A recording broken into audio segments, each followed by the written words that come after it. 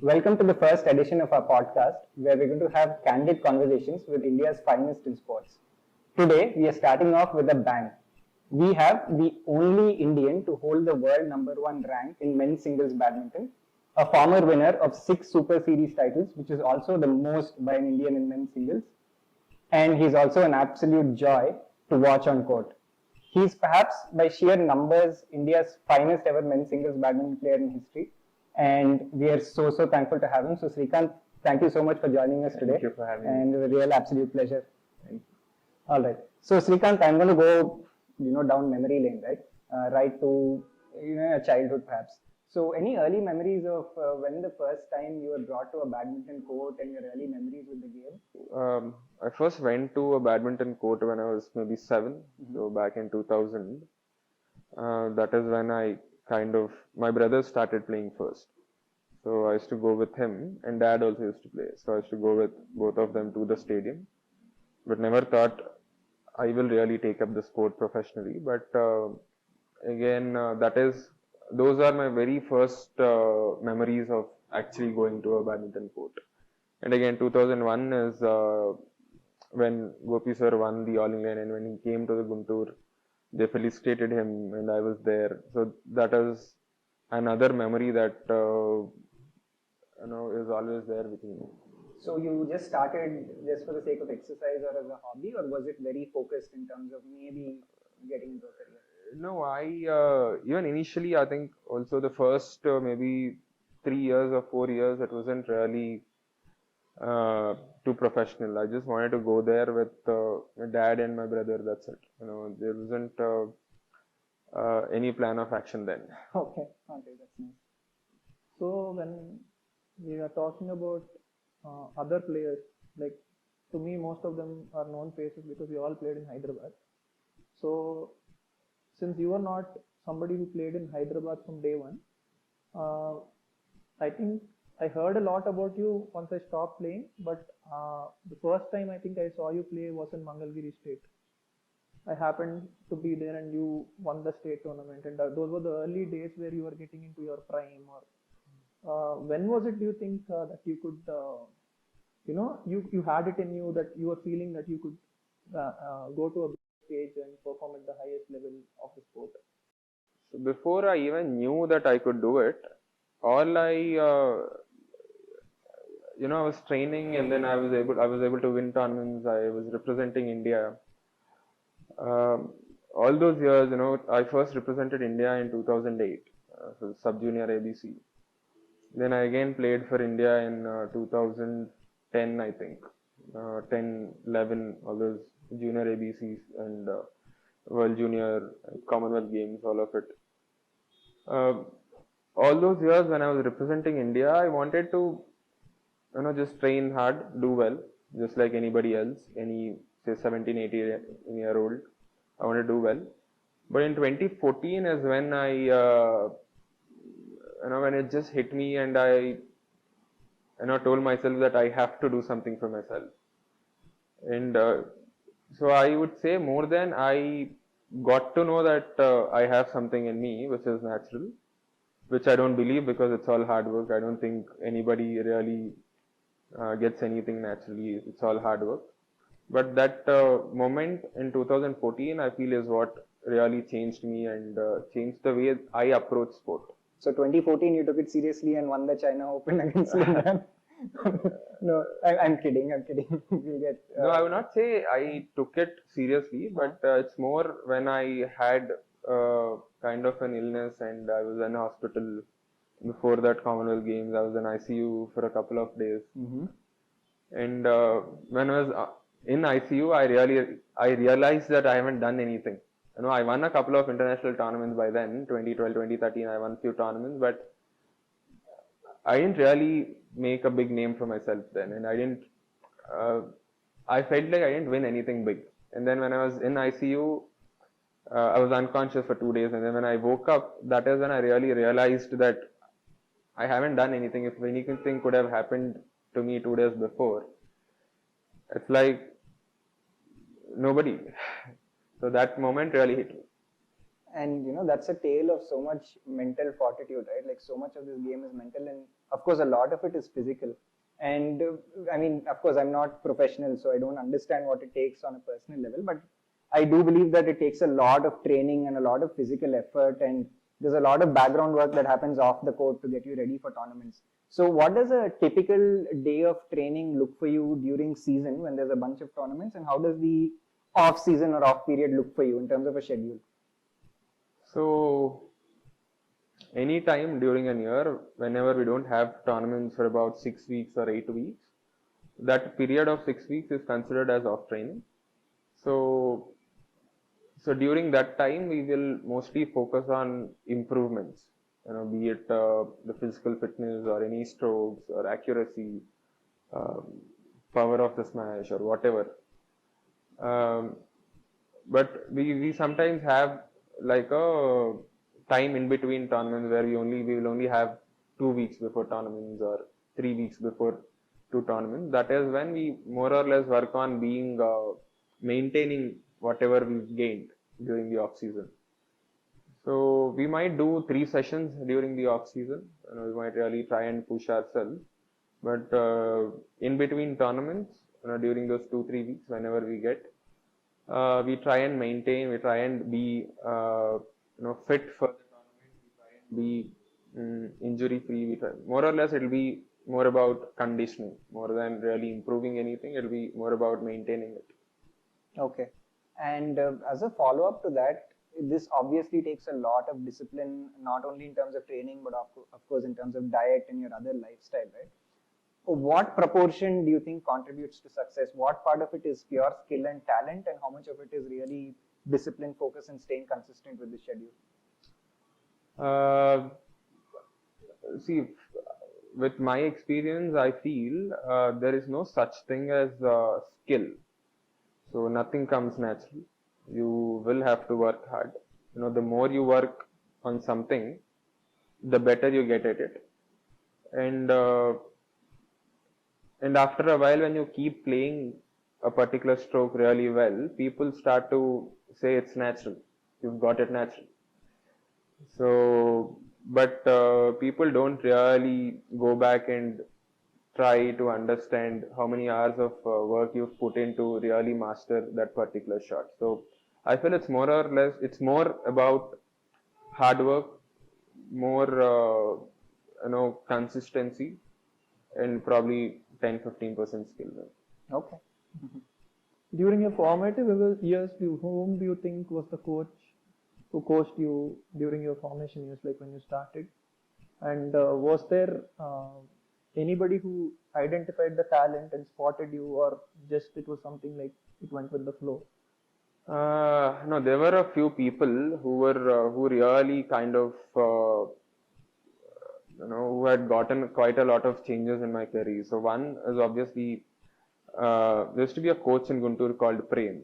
Okay. So he was the very first coach of mine. So I trained with him for about say 1 to 2 years, and then Sudhakar Reddy sir after that. So I trained with him for almost maybe 5-6 years or something, and he actually got quite a lot of he made me better in sport. And then in 2009, when I joined the academy, I actually joined as a doubles player. And then Gopi sir actually identified, or he thought that I could do well in singles also. And then he made me play singles, completely leave doubles, play singles. And also made me train. I used to train at 4:30 in the morning. We trained for about almost say 5-6 years continuously. And so I think these are the three people. And in 2017, there was an Indonesian coach called Mulyo. So when he came in, there was quite a lot of change that had come into my game. So 4 coaches who really made significant impact on my career.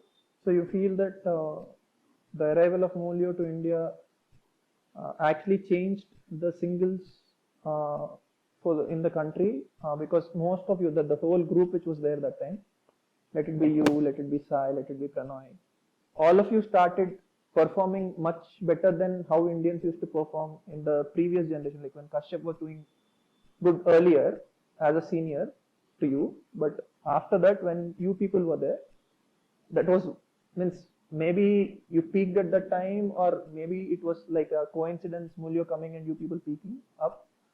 But See, obviously, we can't really.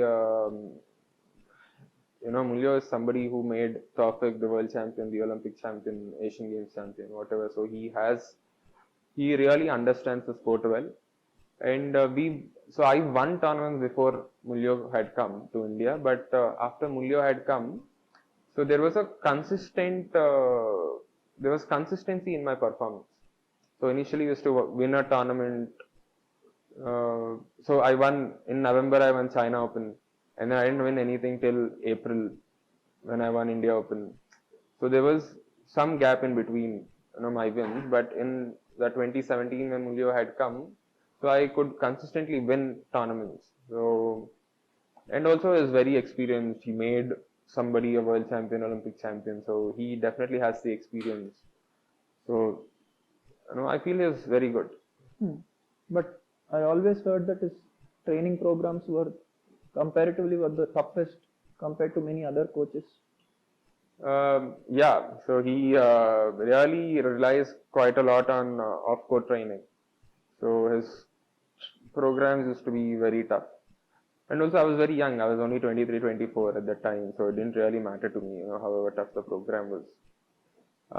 Maybe now, I might have to really focus on my body and my physical condition before I really do such program. But then it didn't really matter to me at all. So because you were at a because I was younger young, age. and yeah, so it really worked. Everything really fell in place. So basically, since this topic has come up about pushing you for off-court training, which would help us on-court. See, during our time, when me or Gopi and all of us used to play, we were playing the 15 points rule. Now the rules have changed. 21 points is a little more easier. Like, you're not going to get as tired as you used to get.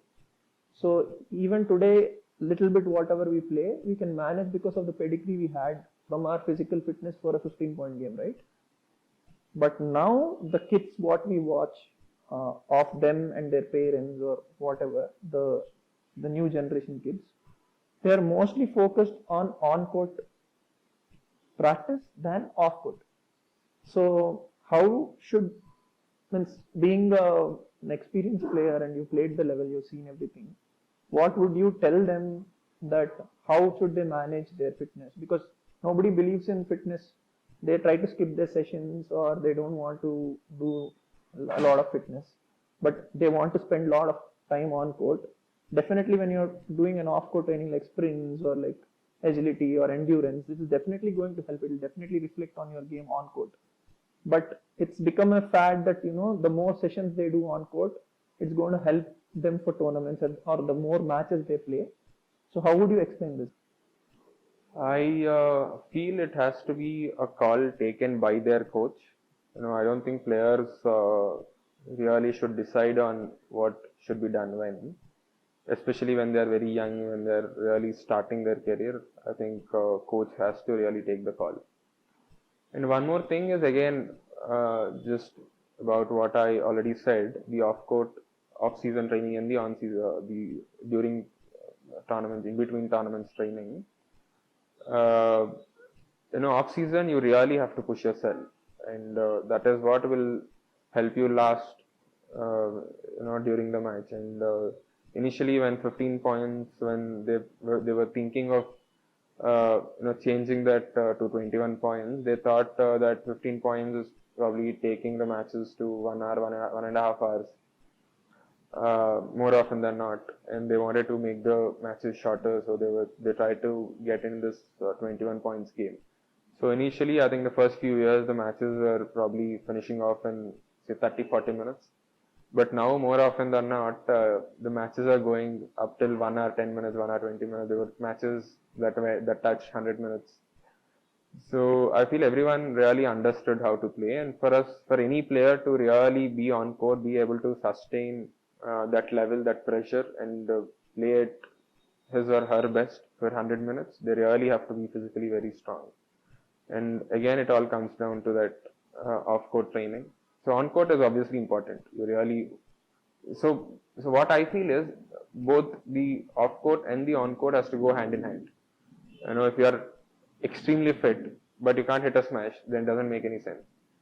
Where if you can hit a smash, but if you can only hit 2 smashes, it doesn't serve the purpose. So both has to go hand in hand, and probably say I would say 60% the off-court training and maybe 40% the on-court training. So, would you say that in general, in terms of comparing players of different nationalities, there are folks from maybe Europe or other Asian countries who have a physical advantage, maybe because of the genetics or the training? Or do you think that gap is sort of evened out due to advanced training methods at this point in time? There still is a little advantage for Europeans, physicality wise. But Asians, we do have the skill. You know, because what happens is from our very early age, we really work quite a lot on the strokes. We really try and improve our strokes, improve our accuracy, and all of it. So when you look at it, you know, after say 10 years of somebody consistently practicing, maybe a European might be very fit, but will have a limited strokes. But an Asian will have very good skill, but physicality wise there will be some limitations. But if there is a player who can manage both from any continent, he will definitely be at the top for sure. So if you actually see previously, there was a time when Denmark used to dominate. Then Prakash sir really dominated for a while. Then the Chinese came back. Then Gopi sir did really well in between. Then the Europeans again did really well. Then again Asians. So there was, now Victor is doing well. Now again Shiuki has come back. So there is always that continuous shift. Whoever is the player, if the player can really understand it, if he can really figure out a way to really balance both, I think he will do well.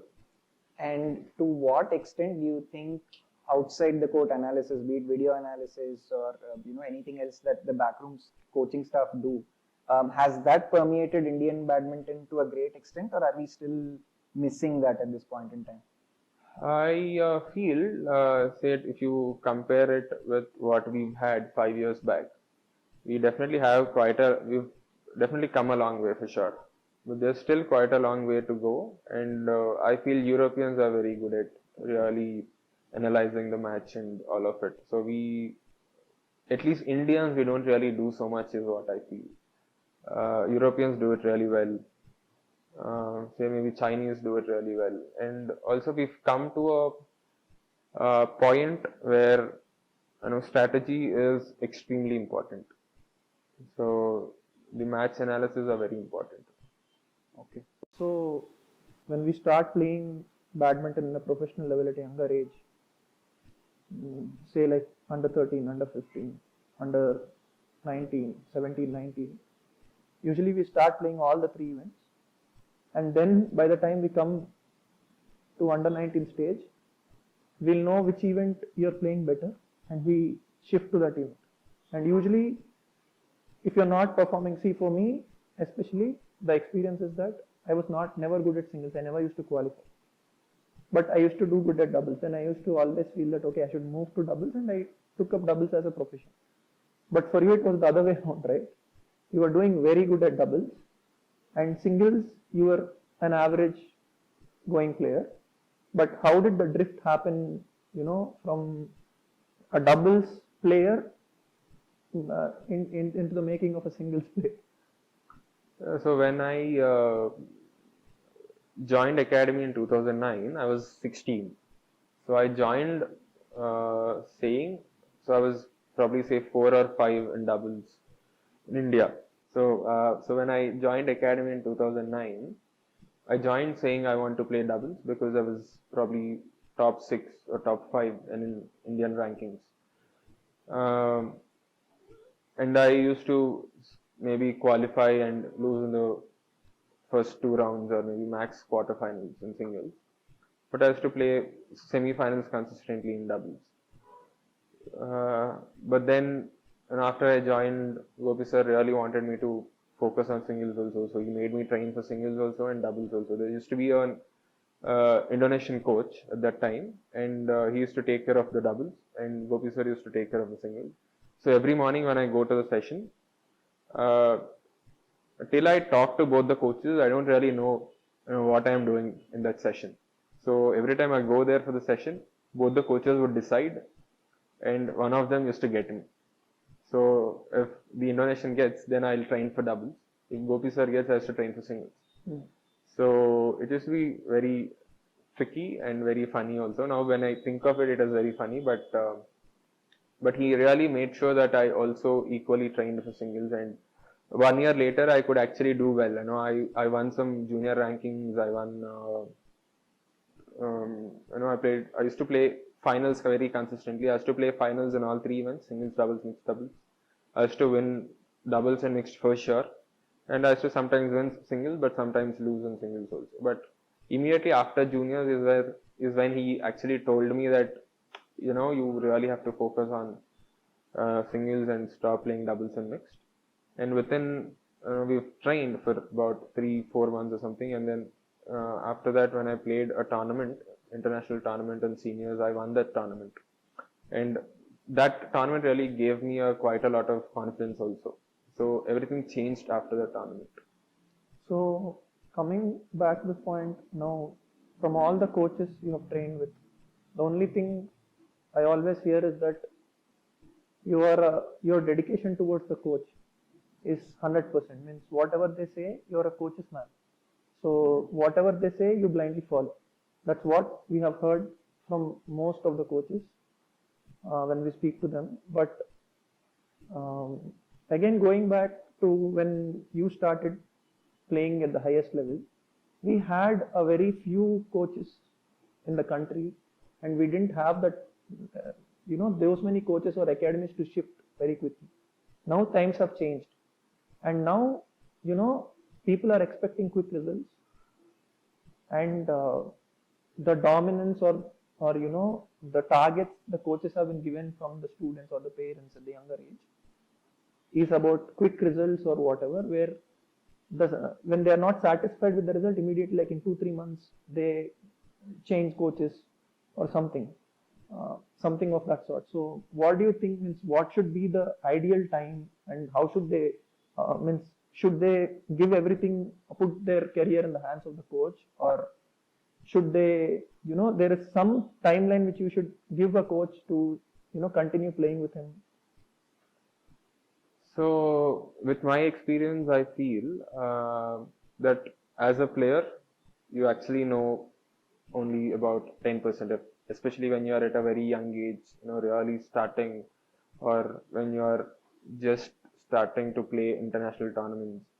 You only know about, say, 10-15% max. And again, there'll always be a player's perspective and a coach's perspective, and say, okay, parents' perspective maybe. So I feel coach's perspective is their right perspective for the player.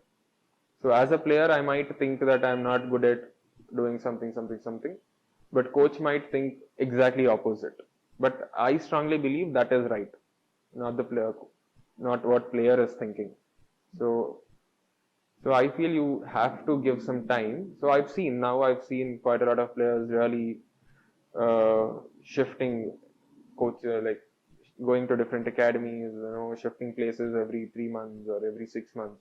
But I feel you should at least give 1 year maybe to understand, especially when you're very young and when you're just starting. I feel you should really give 1 year, because when you go to a new coach, so for that coach to understand what you like, what you don't like, how you approach a tournament, how you want to start a particular match, how you would like to play the first few points, how you would like to play the last few points, and all of it, to understand a player fully, the coach might need at least maybe 2-3 months, and So the connection to develop between the coach and the coach player. and the player, and also there should be a certain trust that has to be formed between coach and the player also.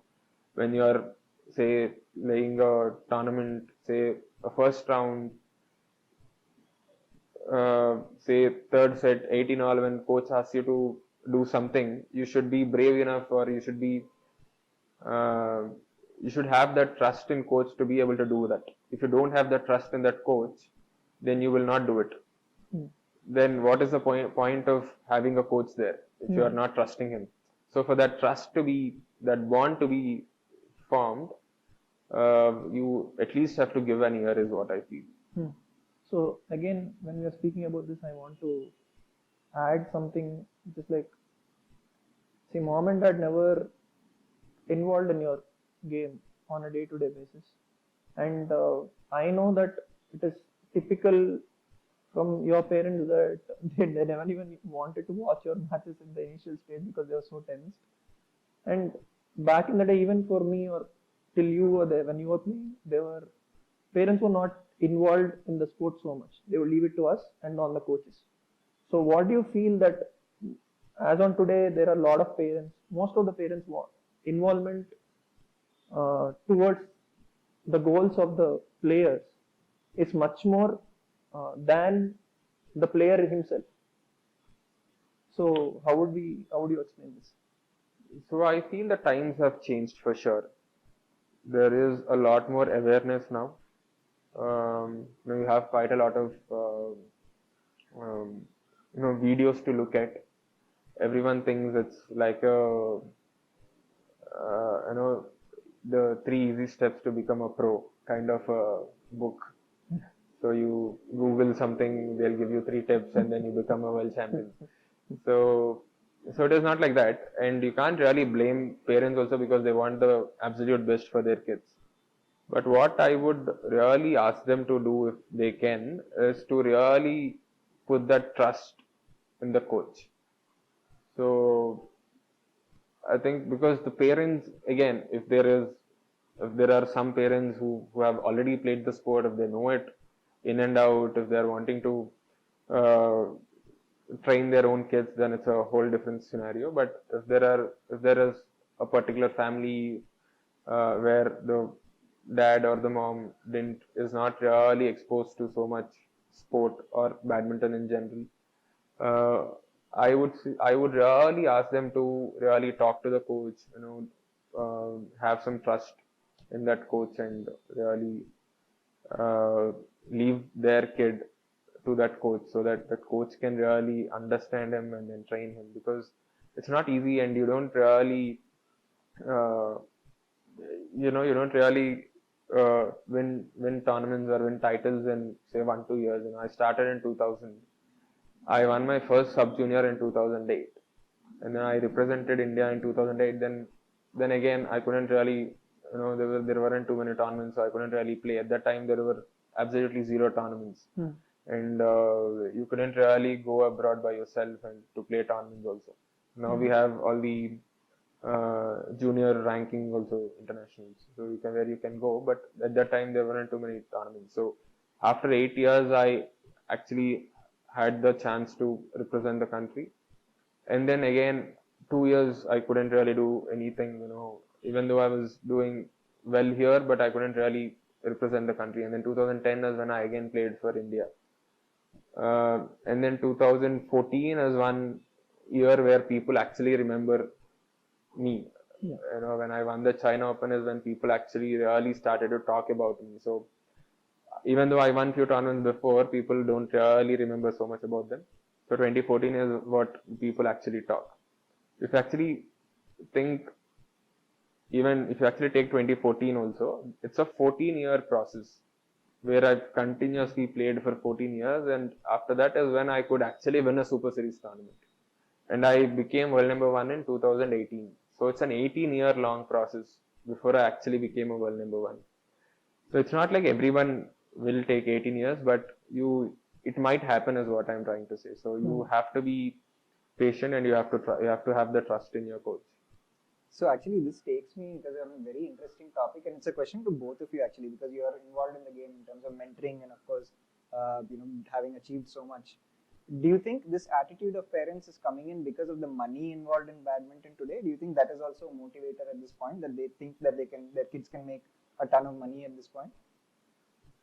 Um, I don't know. I don't know what exactly the parents are thinking, but again, it's really important to have the trust in your coach. You have to leave your kid to him. Only he will know what is right for your kid. Okay. But again, a parent's perspective, I think you should really answer. No.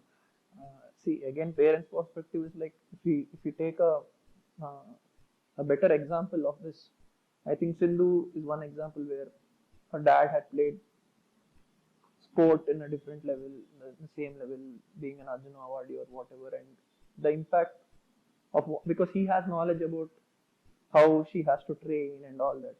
So that's one way of dealing with it. But again, there are a lot of parents, there are many other things added to it. See, after a point when the kid starts playing better than the parent, or if he feels that he is already starting to achieve, then from that day onwards, I don't think, if you take me, I don't think my son wants to listen to me anymore because he's already starting to play better than me. So that's maybe for me, but things, maybe it's like different for somebody else. But I think for putting up Srikar's question in a different way, should we take badminton as a career with pure passion? Because when we used to play and when you used to play, when you started, we are almost 10 years apart, but still times were not much different, because there was no money at the time when I was playing. There was no money at all. And at your time also, when you started playing for the country, there was no hint that you could actually make money out of the sport. Other than cricket, there was no sport where in India we were making that kind of money, right? So what should drive you? The first thing is money and all are secondary. Now, at the end of the day, with all that you have, when I always see, it's more about, it's the same thing what you have been doing, what you were before world number one, and now what you are after world number one. It's the same schedule, you are the same person, and your schedules and everything are the same. And whatever you are trying to do is to become a better player with whatever additional, money or contracts or whatever you have. It is to make yourself better and to last long and have a longer career or something like that.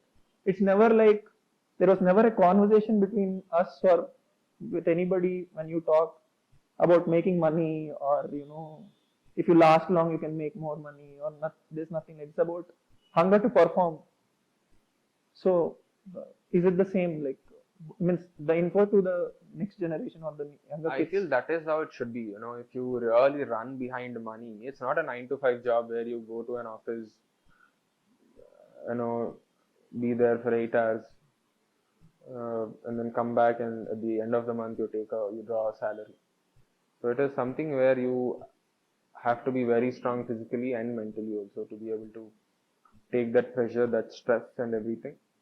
So if you run only behind money, any sport, be it in cricket also,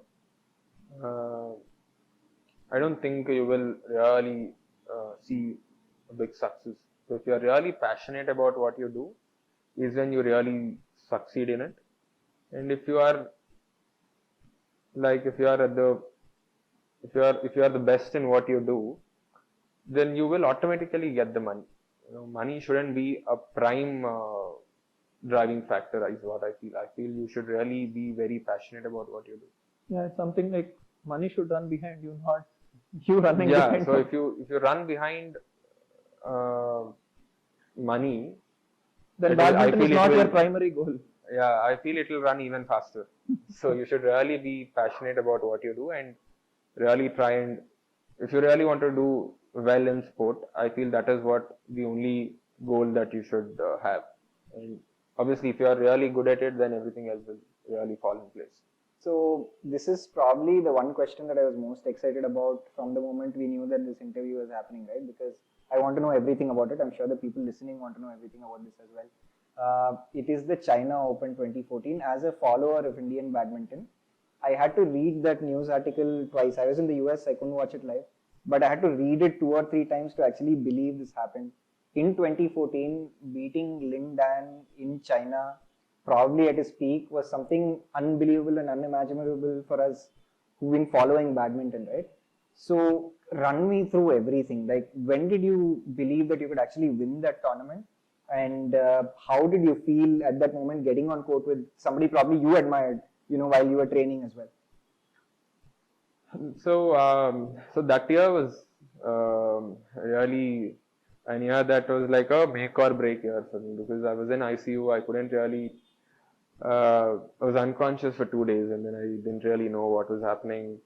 Even after I got the consciousness, I didn't really know what happened to me. So for about a week or a week and a half, I was in hospital. This was just like, say, 1.5, 2 weeks before the Commonwealth Games.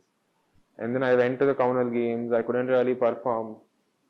And also everybody else, everybody around me, including Gopi sir, was, he was very protective of me.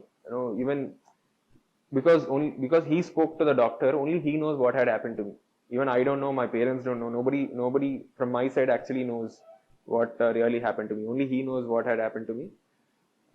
So he was trying to be very protective. So he was not really making me train harder that 1.5 weeks. Usually it's a Commonwealth Games once in every 4 years. You really, you really want to train, as hard as you can, and then play your absolute best and all of it. So I couldn't really do well. I lost in quarterfinals there. And then I came back, then I was thinking, if something could have happened to me, a month back, then it's like nobody and nobody would even know something like that had happened to me. So I really told myself that as long as I'm here, I really want to achieve something. And luckily that China Open really happened. So again, in the China Open also, it wasn't really, because till 2014, so there used to be a time when I joined academy in 2009, there used to be all these senior players, Kashyap, Saina, all these players, Saina used to win tournaments, but in men's, not really too many people really won any tournaments before me. So there used to be a times when people used to be very happy to qualify for a super series, like into a main draw in a super series tournament. Then, people used to get direct entries, direct main draws, and people used to be very happy. And there were times when people really, were happy to win a round, to reach a quarterfinal. So I've seen all those stages, and that 5 years from 2009 to 2014, I've been seeing all those stages. So for me, even there going into the tournament, it was more about really wanting to just play well. I actually had a very tough draw also. So it was more about just play well, because nobody actually knew me. I didn't know anybody. No pressure. No pressure, absolutely no pressure, because I didn't know anybody, nobody actually knew me. So I was just wanting to just play my best. And then after I reached finals also, when I got to know that I'm playing Lin Dan in the final the next day, so Siadat Bhaiya and Madhumita Madam were there during the tournament. So when three of us really spoke about what needs to be done, it was very simple agenda, just to go out there and fight till the last point. Nothing. Win, lose, it doesn't really matter. Whatever I've done, I've done. Even if I would have lost in the finals, I would have become the very first men's singles player to reach the finals. So we weren't really thinking about what the result is going to be. We were only wanting to, because we've reached finals. I now have an opportunity to win a tournament. So it was just about going there, fighting till the end. That's it, nothing else. And if you actually see the match even today, after that last point, I will have a surprise expression. So actually, after winning that point is when I actually realized that I won. So even when I had that match point, I didn't really think that So not so much was actually on my mind. It was just about another point for me. That's it, nothing else. So when I won, is when I really realized that okay, I won. So I won. So it's like that you were thinking moment. that there was another point to play for. No, I knew it You were because following when the score though. but it wasn't really like okay, one more point I'll win. It was more about I have another point to play. That's it. So when I got that point, as when I realized, oh shit, I won. It's like that feeling. So, but I was always told. Sorry. So I was always told that, especially in countries like China and during China Open, it is extremely impossible for any other national to play in a final, and that too against, the great like Linden. Was it the same experience for you, or? Yeah, I kind of always had that experience. When I won Thailand Open in 2013, I played Boonsak in the final. So he was, I think, world number 4 or 5 at that time. I was some 30 or something like that. And then, obviously, he's from Thailand. So there was not even a single person cheering for me other than my physio and my coach. Even, all the players also, all of them left. They came back to India. So we were only 3-member team, me, physio, and a coach. That's all. So I was playing on court. Coach was sitting behind me. Only the physio was supporting me. The whole stadium was packed. He was very famous. The whole stadium was packed, probably say a few thousands of people. And all of them were cheering for Boonsak. I actually had zero support. And the same thing was in China. It's a bigger stadium, more crowd. It was again me, 2 coaches, and a physio. That's it. Nobody else. So it didn't really matter to me that much because I don't know, somehow for that match I was in a different zone. I didn't really feel anything. It was just about playing. That's it for me. And how can you differentiate China on a final or on a bigger stage, bigger matches like this, and if you compare it to Indonesia? So all these countries, China, Indonesia, Malaysia, Denmark, whenever you're playing a local player, then the whole crowd will be against you. You will have absolutely zero support. But fortunately for me, whenever I'm playing against a different, like if I'm playing in Malaysia with an Indonesian or a European or anybody, I will have the maximum support. In all these countries, leaving China, Indonesia, Malaysia, Europe, these 3 countries maybe, I will have the maximum support if I'm not playing a local player. Okay. So that way I feel I'm very fortunate. And again, when you're playing against a local player, you have to decide that you're not playing one player, you're playing some thousands of people. No, but usually in Europe it's something like, it's more polished kind of cheering for your opponent rather than in Asia. It's like more like a mob. No, I feel all of them are really very professional. They don't really scold you or they don't really shout anything against you. They only want to support their own player. That's it. Their agenda is very clear. They will not want to irritate you. They will only want to support their player. That's it. So all these countries, they don't really, even in China, they don't really irritate you or do anything. They just want to support for their own player. So, and it's so, I don't know if it's really a controlled atmosphere or they're all like that. But even if you play a brilliant shot, not even one of those few thousands of people really clap for you. They'll be like, okay, whatever. Every time I used to win a point, it used to be a pin drop silence. Like in such a big stadium, there used to be a pin drop silence. So it used to be really, it's a very good experience to really have. Just because the opponent is from the local guy. Local guy. So in Indonesia, I played in one of the finals. I played, I think a Korean or a Japanese fellow or something like that, and I had the maximum support. Oh. And then in one of the Indonesia Opens, I played an Indonesian guy in the finals. It was zero support.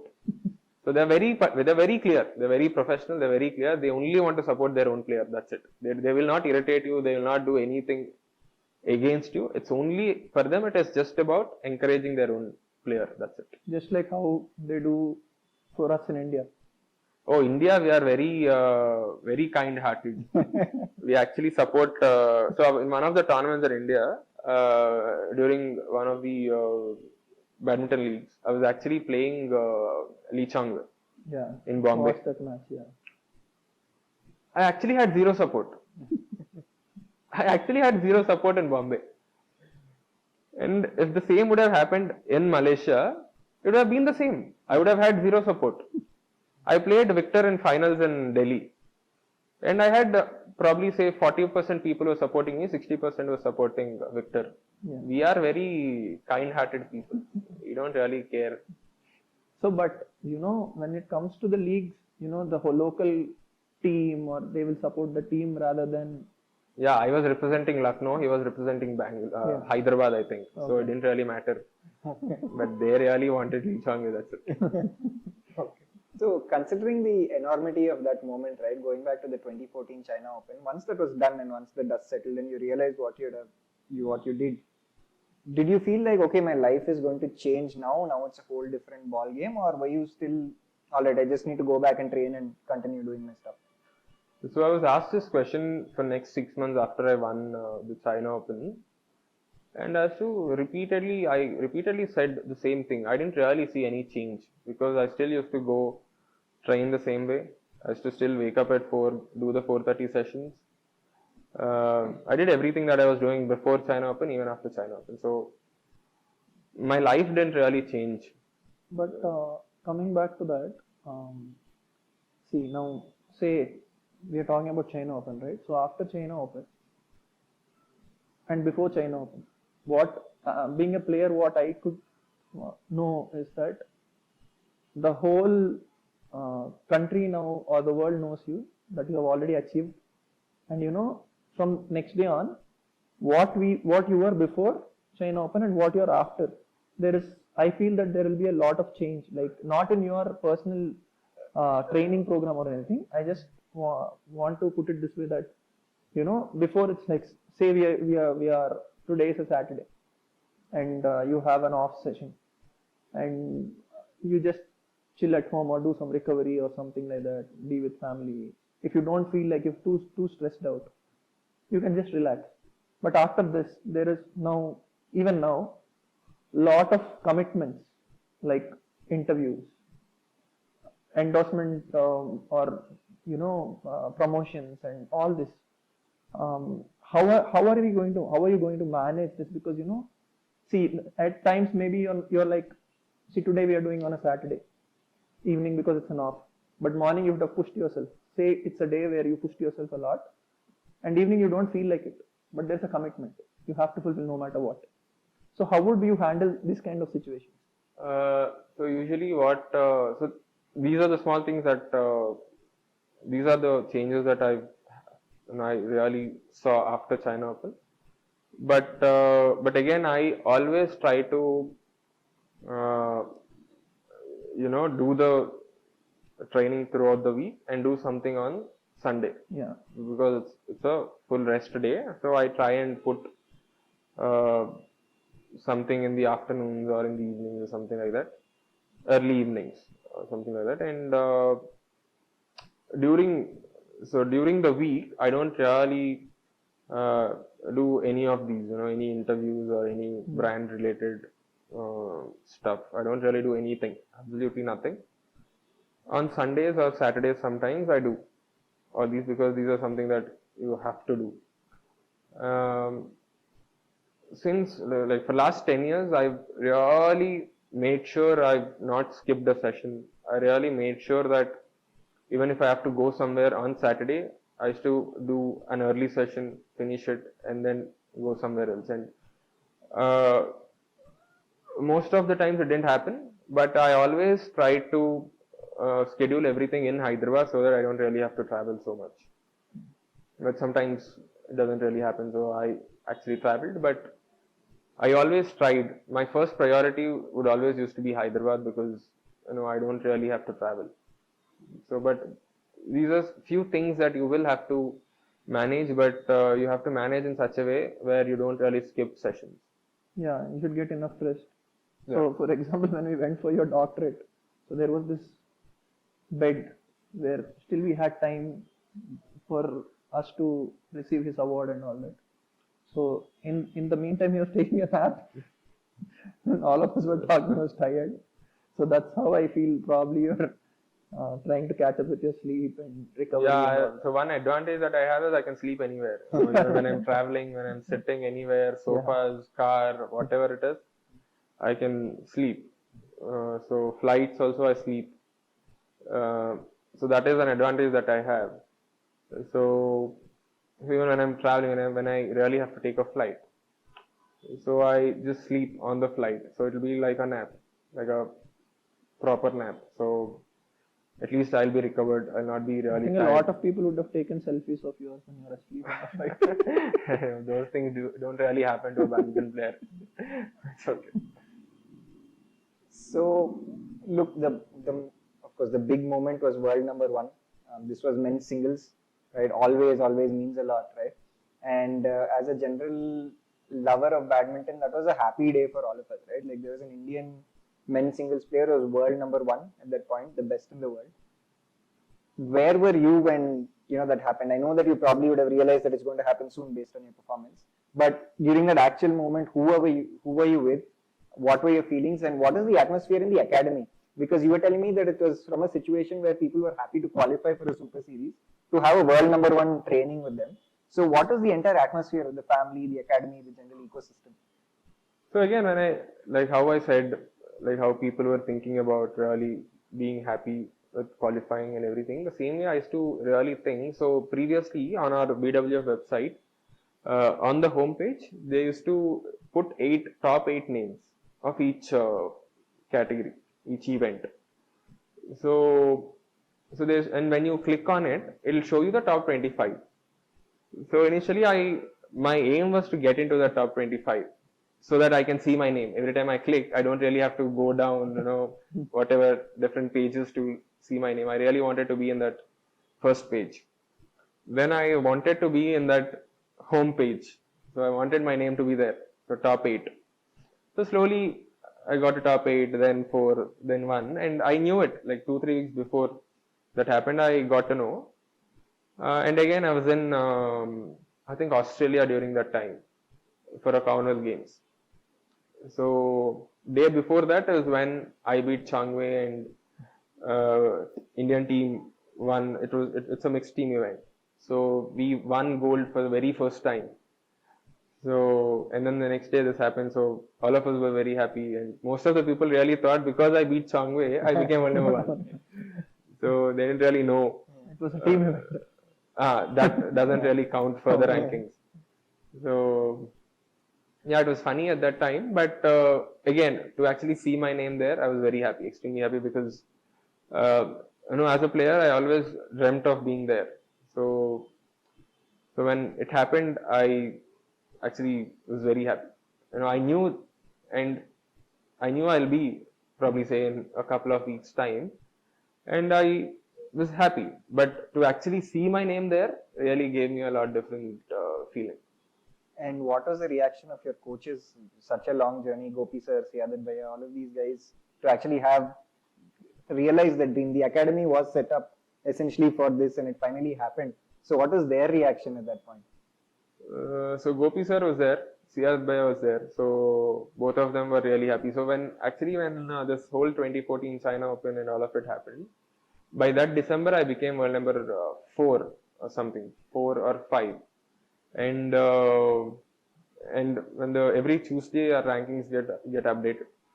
So I became, I think, world number 4 or 5 by December, and so I got so by afternoon we'll know. And then that day I was in Guntur, so I get a call from Gopi sir. He says, "Okay, whatever, you've done well last few months.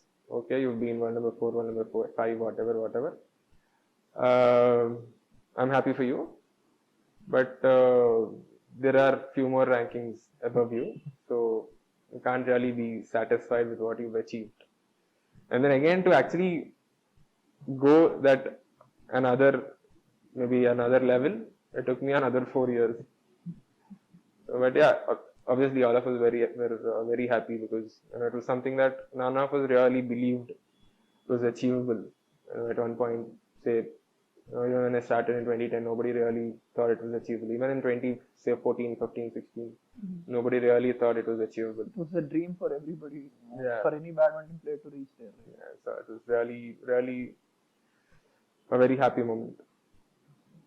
So, coming back to Indonesian coaches or especially foreign coaches, back in the day, the only success story I could hear from 80s or 70s was that Prakash sir traveled to Europe and he was practicing there long term, and he was the one who excelled and was world number one, playing sparring with Martin Frost and all that which was happening back then.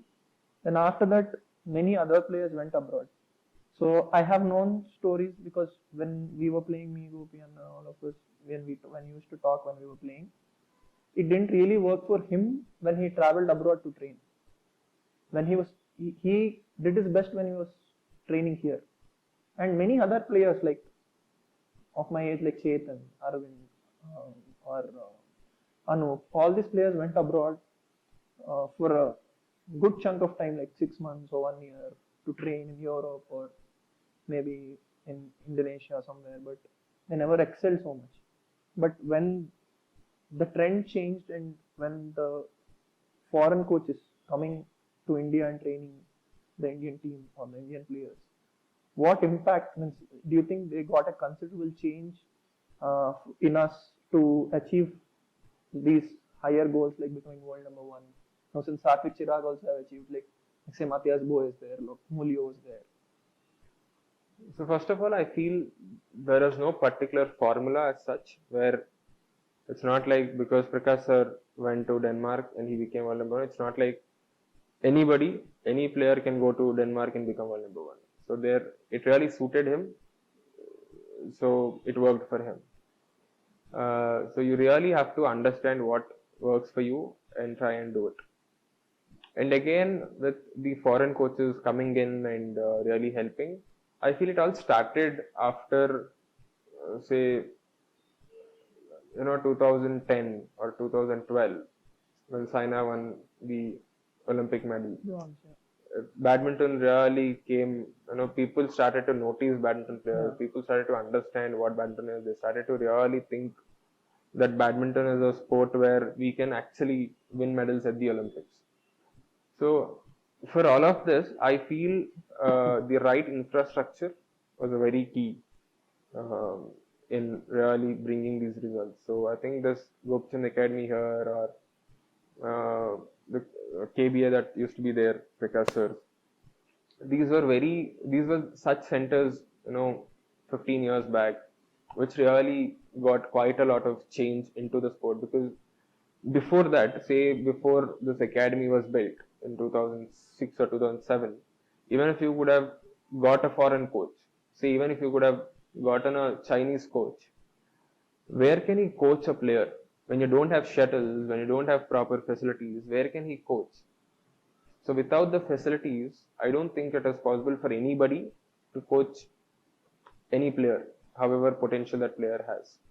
So I feel our generation is very fortunate to actually see the transition, and I think we've been the most benefited with that, because we were like the very first batch that actually saw all these facilities. We could really utilize all these facilities. Even when Anup, Arvind, they couldn't really utilize so much. They didn't really have a foreign coach or somebody being there. So I feel we were the very first batch that actually saw these facilities. We could use facilities. We saw the foreign coaches coming in. We saw the trend of having a personal trainer coming in. We saw the trend of having a personal physio coming in, personal coach coming in. So all these things, we are like the very first batch to actually experience all of this. So it's I feel it's a combination of both having the foreign coaches and also the right infrastructure. And also, coming back to, we were always Gopi and Anna's favorite student. So we know him since we played together. As a player, he was an absolute motivation for us, because the energy he used to bring on court and his hunger to win games and matches. And we didn't have anybody above or to watch for or look forward for.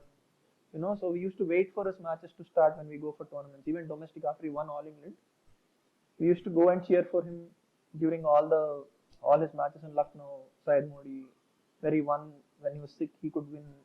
He could pull few matches, and he won the tournament eventually, beating Anup and Chetan, who were at their prime though. But coming back to his coaching, because we are like almost at the same time, played at the same time, so we never experienced the coaching side of Gopichand so much as you experienced, right? So what do you think as a coach? How was he? He had the same energy and hunger for you guys to perform, or Yeah, I feel he really pushed each and every player. So initially, say at least till 2016, 2017, he used to come at 4:15, 4:20 in the morning and be at the academy only till say at least 6:37 in the evening. He used to take care of probably 5 sessions in the morning and then probably 2 sessions in the evening. So he used to really work really hard. And I don't know, I haven't really seen him as a player, so I don't really know how much he worked for himself as a player. But after he became the coach, like after he became a coach, he really worked much harder for somebody else. So, when you're a player, you are actually working for yourself. So there is that motivation where you know that, when you work hard, when you do something, when you achieve something, it's yours. But as a coach, when you are working hard, you are actually making somebody else win. And it's their win. You should actually see it as their win, as your win. It's not you directly winning. It's their win, which is your win. So it's something like where you are working for somebody else, but he still could do it for say at least 12 hours every day for so many years, and he really worked quite hard. And he, because of all his experience, because he had to move to different places in India, different places in abroad. He went to Denmark, Germany, played those club matches and trained there, then came back Hyderabad, like LB Stadium, Sai Bangalore, then different places. So with all of that experience, I feel that he kind of learned quite a lot, and he wanted to really bring everything into one center so that players don't really have to go to different places for each thing. So it's like at the academy there is physio, there are a lot of physios now there are probably say 5-6 physios at the academy. Now there are say 10 trainers at the academy. Now there are say 15-20 coaches at the academy. So he made sure that everything is available at one place, so that players don't really have to struggle to really find different things, where he had to go to different places. He had to go to a hospital to see a physio, or he had to go to a different gym, like a outside corporate gym, to actually go train or find a trainer or something like that. So he made sure that trainer is here in the academy. There's a gym built inside the academy. He got everybody under one roof so that the players don't have to struggle. So I think these things also, I feel, made a big difference to everybody. Right. So badminton is an individual game, right? At the end of the day, barring a few events, it's largely individuals and individual rankings. And you've been at your peak for a decade now. It's easy to forget, right? 2014 was 10 years ago. But you've seen a lot of top Indian players who are your competitors at the world stage. And over time, you're all training at the same place, right? Essentially. I remember you and Sai playing the Singapore Open final, and there have been so many other occasions. So when you know that your friend who you've been training with now could be a rival, be it in a tournament or for Olympic qualification or so many other things, how is the dynamic between you guys? Very honestly, like, do you see it as a sense of competition? Is there collaboration? Do you guys train against each other or avoid it to maybe not show your secrets in the game, or is it very open and encouraging overall?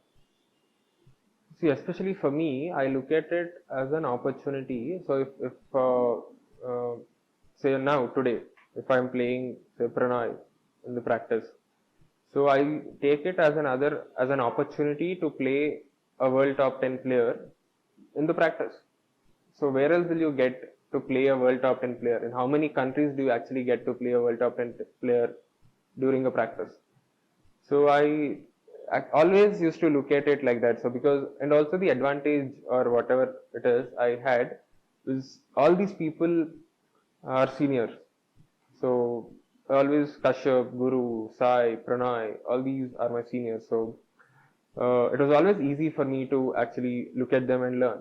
So because they are my seniors, so I really have no competition with them. So it's about looking at their training, whatever they're doing, and then try and learn what they're trying to do, and then look at their matches against particular opponents. And we even discuss on what needs to be done against few opponents. So these are few things, and I always looked at it as an opportunity. That's it. And I feel this is how you should look at it. And again, I strongly believe that, and I always did also, is that I always want myself to win. I don't really want anybody else to lose. So if I am playing a tournament, if Pranay is playing a tournament, if Sai is playing a tournament, and if, say 10 Indians are playing a tournament, I want to win a tournament.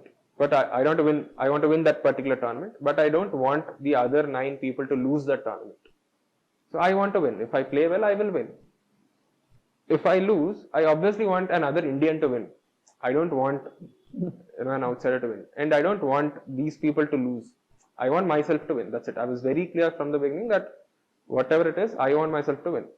I will do whatever it takes for me to win. I will train half an hour more than what they're doing. I will hit probably 10 smashes more than what they're hitting. I'll run, say 10 minutes more than what they're running. End of the day, I will do anything for me to win. But I will not want them to lose.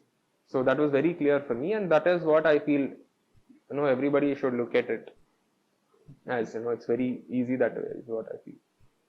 So, China Open or Thomas Cup win, which one you cherish the most?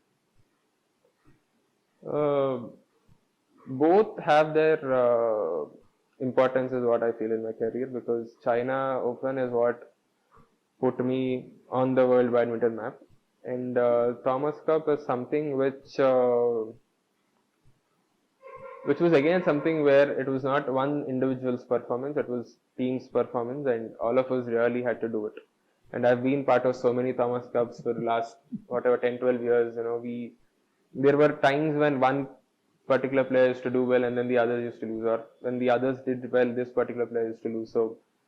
But for anybody to win, for any team, any country to win a particular team event, it's always important that the whole group does well. So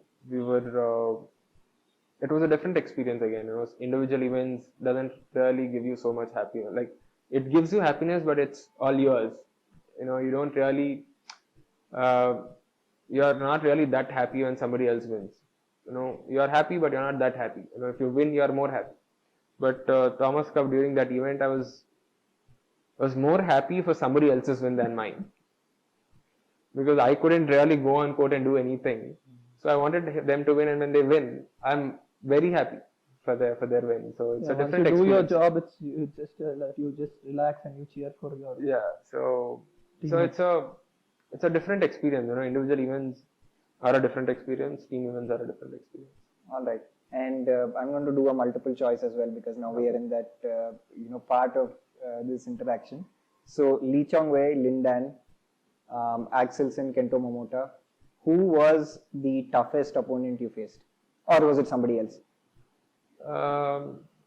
See, again, I don't really want to give a name, because all of them have done really well. Linda and Lee Chong Wei, they've done extremely well. There are absolutely nothing they haven't won. Again, Momota, Victor, they won so many tournaments. Can't really complain anything.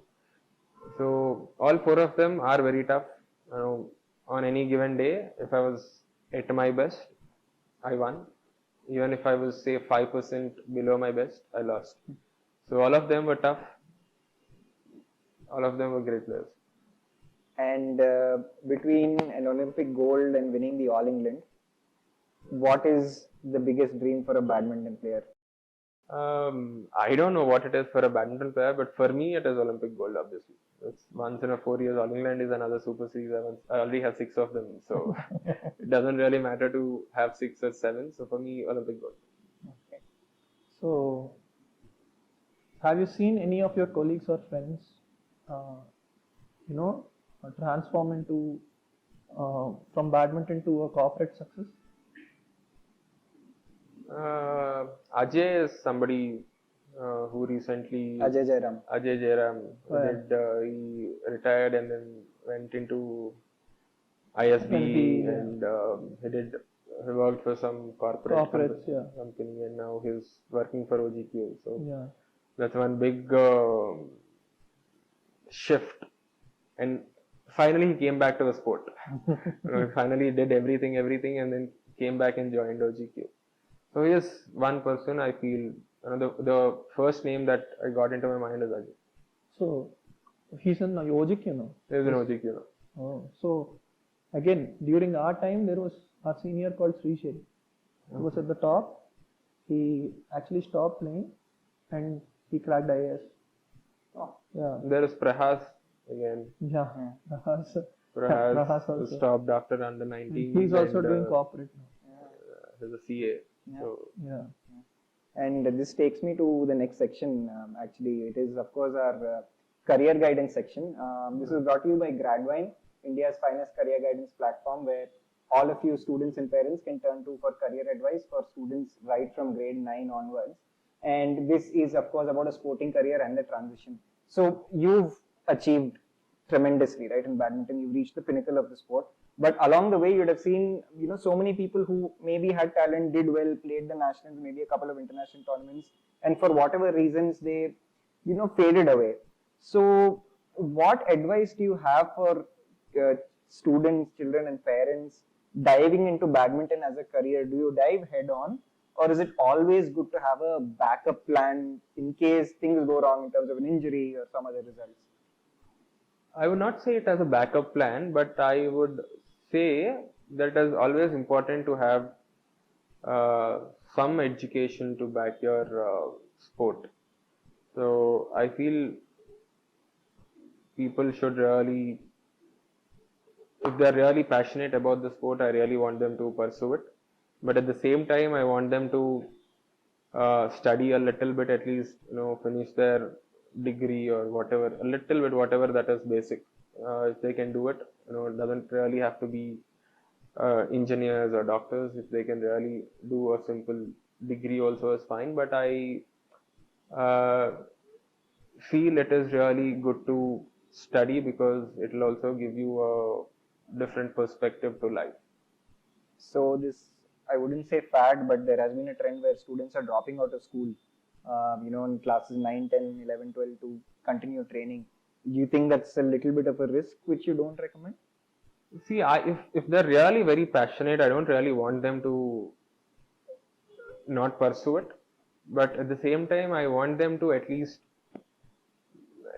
take a small pause between, like before exams and, say 1.5 months before the exams, just at least get a decent percentage and clear the 10th, the inters, and at least some degrees, at least with decent percentage. It doesn't really have to be, so 70s, 80%, but at least a decent, probably say 50s, 60s or something at least, so that in future, we really wish nothing really happens to anybody, but in future if something happens, for them to get into any job, they will need some educational qualification. So I really request parents and the kids to actually do some, at least bare minimum education, so that it's easier for them to get into any job. Alright, so you heard it from the champion himself. Of course, if any of you want tailored, personalized career guidance from the best in the business, you can always schedule a free consultation on www.gradwine.com or call us on 9000081081. So I think that's about all the questions we've had. This has gone longer than we expected. Sorry for keeping you for so long, Srikanth, but over an hour. But I guess when we're having a good conversation, we can't really keep track of time. Yeah. But this is much appreciated. Thank you so much for joining us on our inaugural episode. And I'm sure a lot of people listening in will enjoy it so much as well. young badminton players, general fans of the game, and this is a wonderful, wonderful start. Even So thank you parents so much for and having us. students, many of them would love to watch this, I guess. Absolutely, strongly recommend they watch it Yeah. for sure. Thank you so much for having me. And again, for all these interviews, the only aim that I have every time I do any such interviews is that I would really want to help at least one player, one parent. Is all the goal that I have every time I do any such interview. So I hope somebody gets inspired, somebody understands what needs to be done, what should be avoided, and it benefits at least one player is what I wish at least will do. Thank you. It was a pleasure. This video is brought to you by Gradvine, India's largest career guidance platform. Whether you're a student of a parent in grade 9 or if you're somebody looking for a master's or an MBA, Gradvine has all the current advice for you.